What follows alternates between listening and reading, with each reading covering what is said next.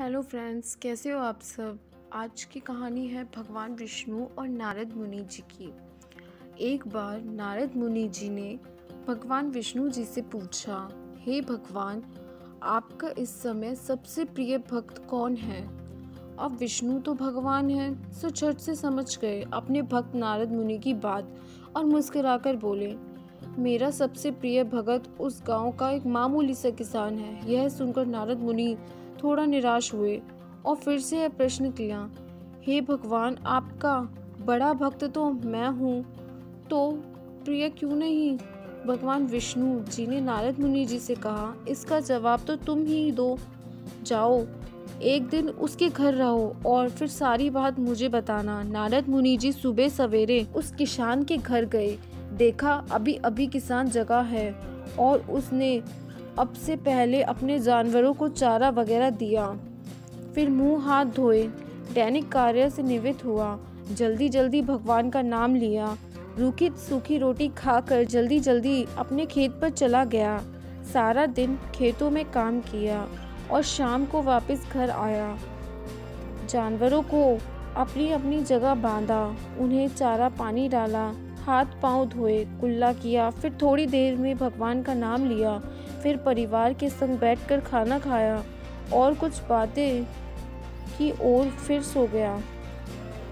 अब सारा दिन यह सब देखकर नारद मुनि जी भगवान विष्णु के पास वापस गए और बोले, भगवान, मैं आज सारा दिन उस किसान के घर रहा। भगवान, वो तो ढंग से आपका नाम भी नहीं ले सकता। उसने थोड़ी देर सुबह और थोड़ी देर शाम को ही बस जल्दी जल्दी आपका ध्यान किया और मैं तो 24 घंटे सिर्फ आप ही का नाम जपता हूँ। क्या अब भी आपका सबसे प्रिय भगत वो गरीब किसान ही है। भगवान विष्णु ने नारद जी की बात सुनकर कहा, अब इसका जवाब तुम खुद मुझे ही देना। और भगवान विष्णु ने एक कलश अमृत से भरा नारद मुनि को थमाया और बोले, इस कलश को लेकर तुम तीनों लोकों की परिक्रमा करके आओ, लेकिन ध्यान रहे, अगर एक बूंद भी अमृत नीचे गिर गया तो तुम्हारी सारी भक्ति और पुण्य नष्ट हो जाएंगे।